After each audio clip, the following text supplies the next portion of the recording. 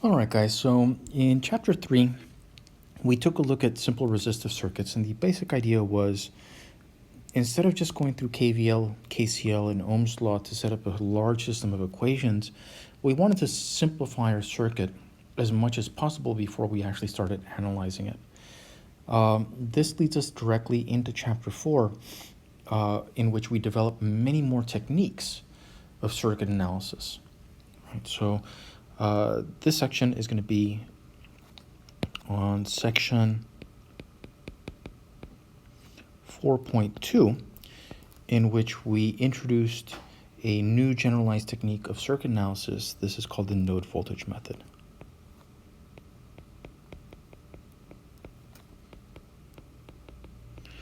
Now, before we can use the node voltage method, there's some terminology that we need to lay down, some definitions.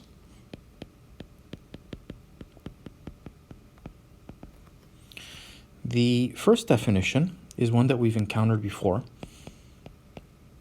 It is that of a node. And if you'll recall, a node is a point where two or more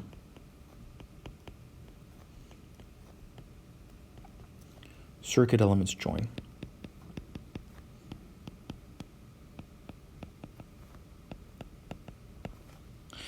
Now, in contrast with just a node, we also define what we call an essential node. Now, the two definitions are extremely similar. There's just one slight distinction between the two. And an essential node is a node where three or more circuit elements join.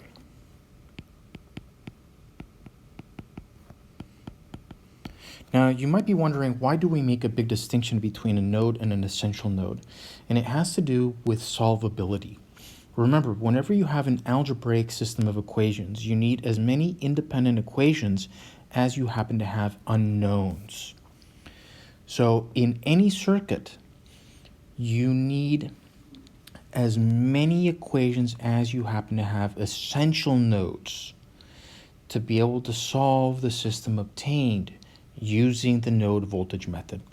That's why we make a distinction between a node and an essential node, is because essential nodes will guide us to setting up as many equations as we have those essential nodes. Another definition that's going to be very important is we single out a special node called a reference node.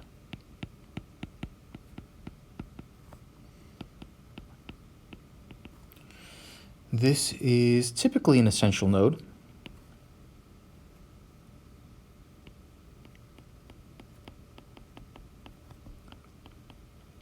And this is typically where the voltage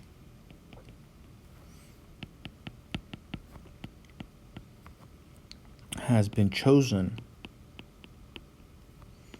to be 0. Now, one thing that I really want to highlight is the word chosen. You can choose any node to be your reference node. However, some choices are better than others in terms of the amount of work that you will still need to do in order to set up your complete system of equations in order to solve your circuit. So through experience and through practice, you'll start gaining an understanding as to which node is the best node to choose as the reference node. This node also goes by another name that's very common in electrical engineering. It's also called the ground node.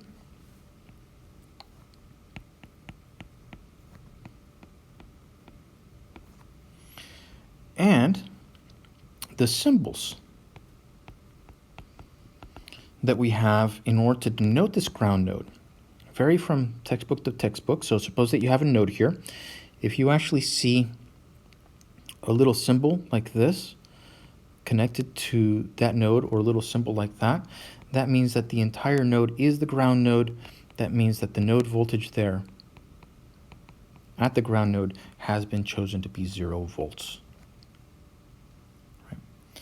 There's one last definition that needs to be introduced, and it is that of a node voltage.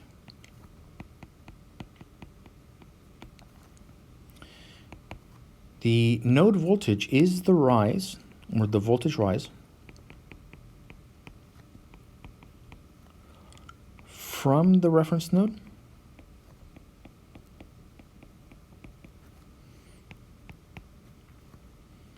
to a non-reference node.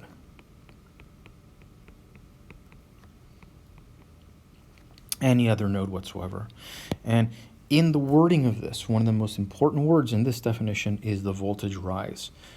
So remember, you may, as you go from one node through a series of elements, you may end up going through a voltage drop, right?